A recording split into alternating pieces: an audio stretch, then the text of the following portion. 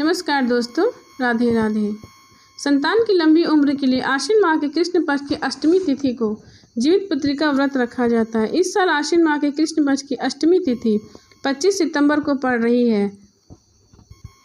25 सितंबर को निर्जला व्रत रखा जाएगा और अगले दिन 26 सितंबर को नवमी के दिन इसका पारण किया जाएगा। जितिया व्रत की नहाय खाए की विधि। जितिया व्रत की शुरुआत नहाय खाए से होती है। इस दिन व्रती महिलाएं गंगा जी में सुबह जल्दी उठकर स्नान करती हैं। अगर गंगा जी में स्नान करना संभव ना हो तो घर के पानी में ही गंगा जल मिलाकर स्नान किया जा सकता है। नहाय खाए के दिन सिर्फ एक बार ही भोजन करना चाहिए। भोजन में रागी के आटे की रोटी और नोनी का साग खाने की परंपरा है। नोनी के साग में हाई प्रोटीन पाया जाता है। इस दिन लहसुन प्याज वाला भोजन नहीं करना चाहिए। नहाय खाए के दिन मांसाहारी या तामसिक भोजन नहीं करना चाहिए। हालांकि कुछ क्षेत्रों में मछली खाने का नियम है। जिस भी महिला के पुत्र होकर मर जाता है वो महिला नहाय खाए के दिन स्नान करने के समय जिंदा मछली को पानी के साथ पीने की परंपरा है। माना जाता है कि ऐसा करने से बांझ स्त्री को पुत्र की प्राप्ति होती है। नहाय खाए के दिन आसानी से उगने वाली सब्जियां खाई जाती हैं, जैसे अरवी, तोरी, खीरा, नोनी का साग, मड़ुआ का आटा और देसी टमाटर। जितिया व्रत के पूजन का शुभ मुहूर्त। जितिया व्रत के पूजा का शुभ मुहूर्त 25 सितंबर को सुबह 10:41 से लेकर दोपहर 12:12 तक रहेगा।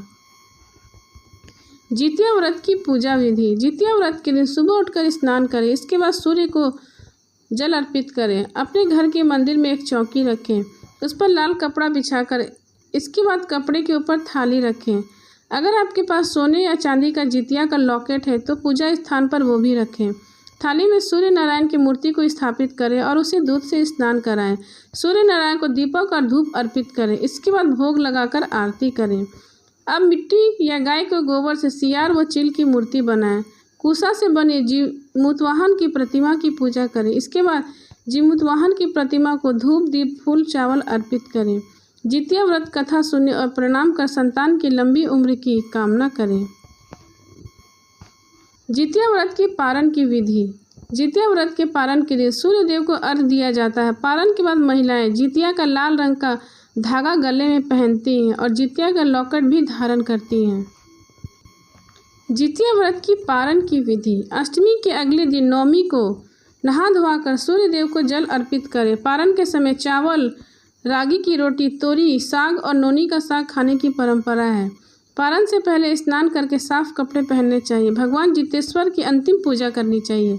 इसके बाद फल, मिठाई, हल्का भोजन करके व्रत तोड़ना चाहिए। पारण के बाद दान अवश्य करना चाहिए। पारण के बाद महिलाएं जितिया का लाल रंग के धागा गले में पहनती हैं। पूजा के दौरान सरसों के तेल का खल चढ़ाया जाता है। पारण के बाद इस तेल को बच्चों के सिर पर आशीर्वाद के तौर पर लगाया जाता है और उसके बाद अपने संतान की लंबी आयु की प्रार्थना की जाती है। प्रेम से बोले जितिया माता की जय।